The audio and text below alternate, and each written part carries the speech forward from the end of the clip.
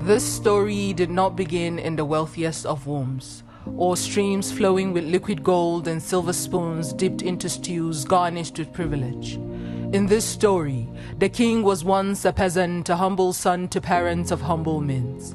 A firm hand on the farm, shepherds of rolling herds fetching feed for the famished of the flock. There was no power in his homestead, but everyone agreed. His heart shone with the radiance of 1,000 fireflies, regardless of how dark the night. These were different times, grassroots times. Kojoli was the place he first learnt to dream, under the soft glow of crackling firewood flame, to ask, what miracle can these proper hands grow, and to pray the prayer of a seed in dirt.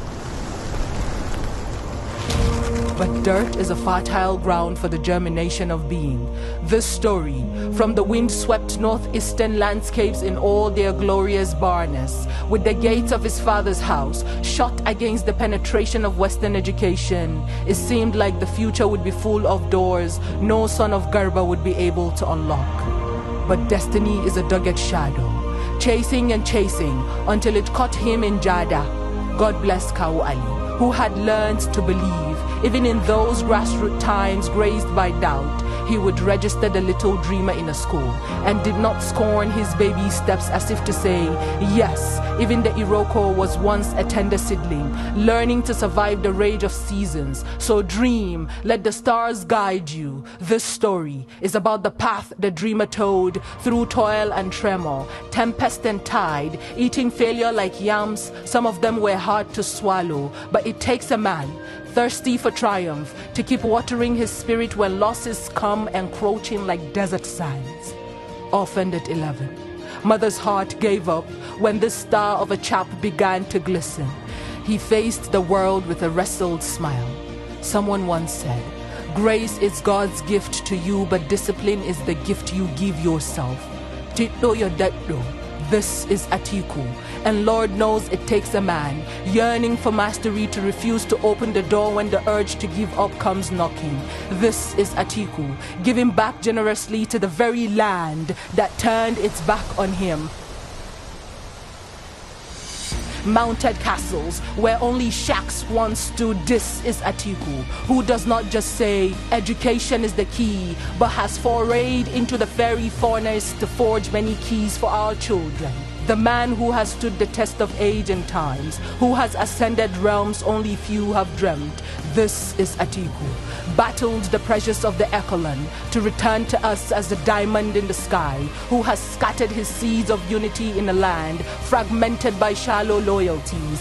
Atiku, the man who has built empathy out of resentment, resilience out of defeat, and grace out of grass. This is Atiku, wazirin Adamawa, namiji barkono, mai akuya yayi tafiyan dare ma bale mai kura, ai wajen saukan doki ba wajen saukan jirgi bane ba, kuma koda kura baya cizo ai ba za a hada ta da rago ba, kuma mun san cewa kowa na Allah ne amma dai damo ai na mai gona ne. This man, willing to speak our problems into the light and articulate solutions for the good of all. Atiku, the man for whom our collective struggle is but a deja vu, and trust the man who has done it once to do it again. For out of Jada, a bud of hope has risen like a prophecy, and this time it will not wither in vain. By the light of his heart and the willingness of the people as active stakeholders in the business of actualizing the greater tomorrow we all dream. Nigeria, the universe is calling. It is our time to answer.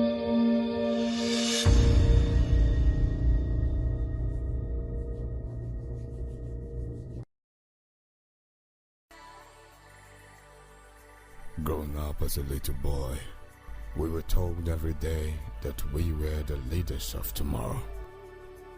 Good roads, stable power supply, good education, job opportunities, political inclusion, better health care, reduction of the cost of living were some of the things we were promised in tomorrow. We were so excited about the hope we had been fed with about tomorrow. But days went by, years went by, and tomorrow never came. Turned out there was never really a plan for tomorrow. It was all a lie to keep us in their mental slavery. Because with each day that goes by, I see my country being stripped of her glory. But we know better now. We are more aware now. It is time to take our country back from these hijackers who keep recycling themselves. If this tomorrow must come, we will have to create it ourselves. But this time with someone we can trust. Someone who understands our pain. And so I call on every Nigerian youth. Come 2023, come out and vote. Because our vote is our power. When you vote, vote for a man we can trust. Vote for a breath of fresh air. Vote Atikulive for president.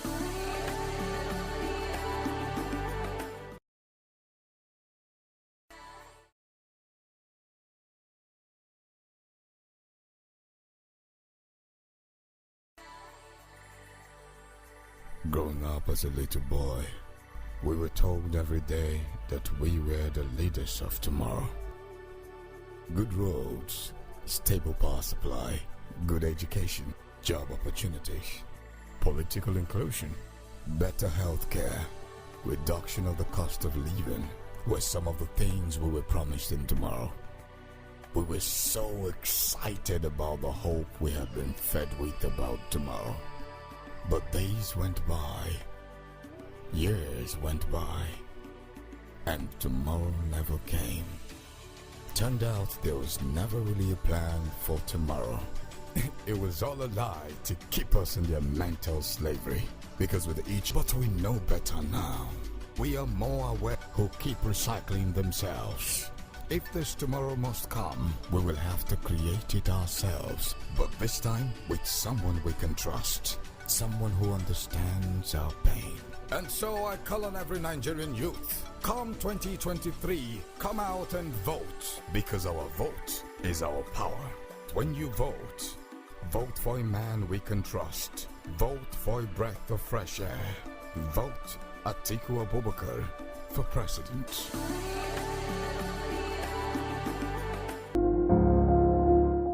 We thank God that we seasoned politicians and even technocrats, we campaign in 4 states already, both in the south and in the north. And the response was wonderful. Personally, I don't look at the crowd. I don't only look at the crowd on the campaign rally. I look at what people, when we are moving through towns, what people, the way they respond. It has been fantastic. Look at what happened in Jigawa, where we have not even campaigned. When Atiku went there to visit, see what happened. In Bauchi, same thing. I think so far so good. We are on the right track. The response has been wonderful, and the planning by the campaign management, ably led by Governor Tambua, have been top notch. We thank God.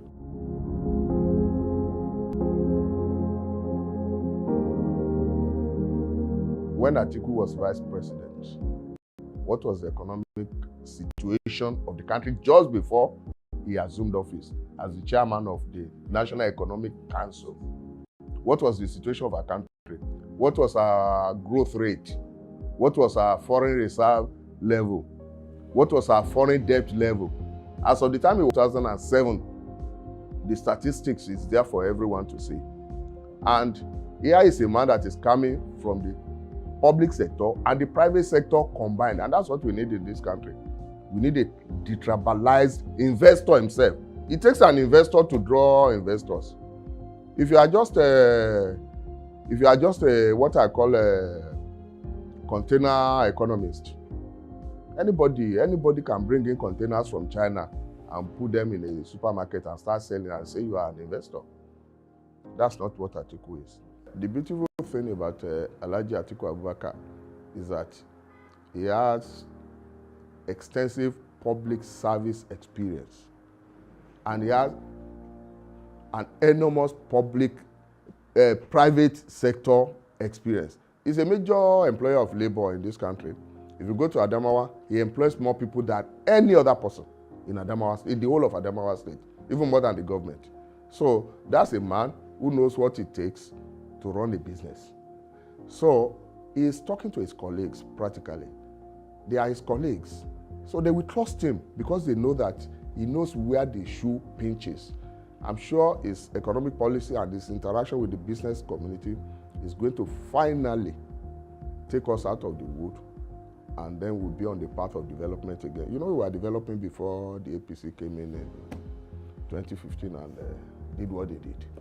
Nigerians wanted a change. I hope they are really enjoying it now.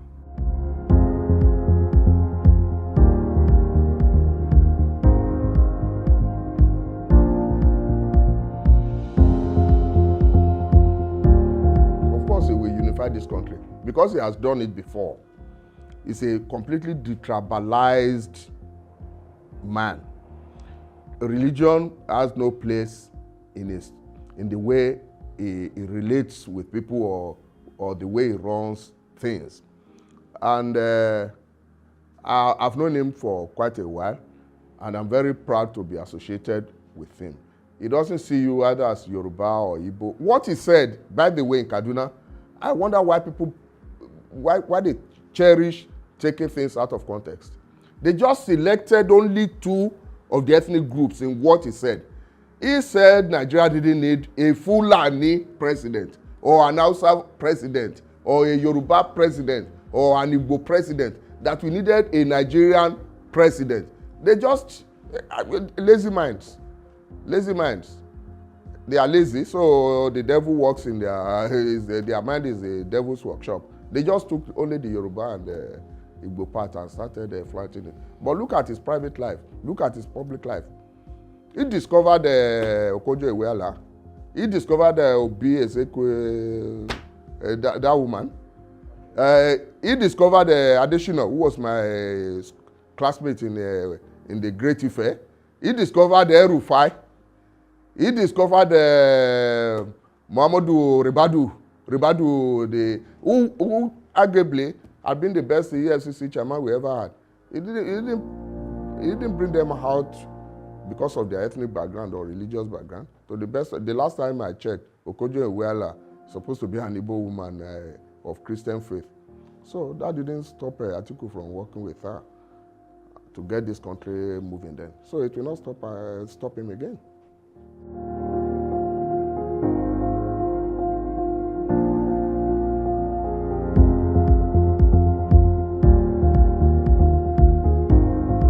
I can tell you this free of charge, that I went to Osun, and the very day I arrived at home, some people were kidnapped. People very close to me were kidnapped between Ogere in Ogun State and Ibadan. And it is obvious that you can't sit in Abuja and oversee security in Ibadan or in Ife. You have to put the operators very close. These kidnappers, the kidnappers were speaking Yoruba. So this is not a question of saying they are coming from where. Meaning that more and more insecurity is being domesticated. To fight it, you have to domesticate security apparatus. So states must play a role, just like in America. Even the local governments must play a role.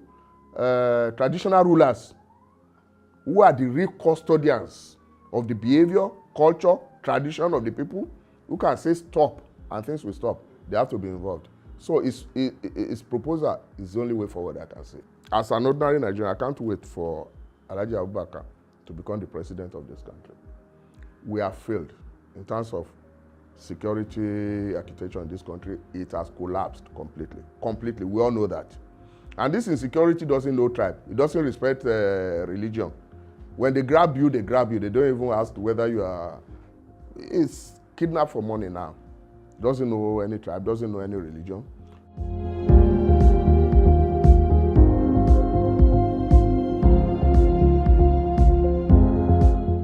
I know that Alhaji Atiku is somebody who says it and does it. If he says that, it's not frivolous. It's not somebody who will go to the television and start making noise or start abusing people. When you even go out of your way to abuse him, he ignores you because it's too serious for that. If he says something from experience, he does it. I know it. If he has promised the youth that he's going to give them some positions in government, you can be sure we do it. And the campaign council, we've started along that line. We just inaugurated the youth campaign council. We're about to inaugurate women campaign council. I can assure you, I can tell you this, free of charge, as the DDG admin, that our passion here for bringing in the youth of this country and the women of this country who are enormously talented, bringing them in, we must prepare our succession. That's the problem of this country. We have to prepare our succession. And our youth are not only our future, they are even our today. The policy of our party, the PDP, is to give maximum opportunity to the youth and the highly talented women of this country. Of course, we are not going to kill off the men and the elderly neither. They will also have their way. They will also have their share of responsibilities. You don't serve by force. I always say it. When you see somebody that is so desperate to serve, there's something behind it. Atikulive has presented his what I call his charter to Nigerians, and the response has been wonderful, and I'm sure he's going to implement it when he gets.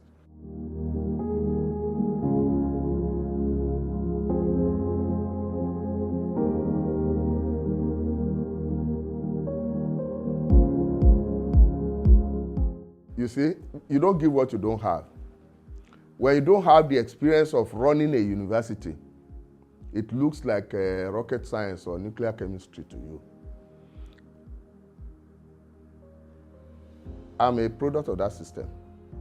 One, I would say that strikes should be the last resort in resolving any issue. Two, Atikulive has one of the best universities in this country. Let this country leverage on its experience and see how we can finally give room for our academics to do their work in a sane environment.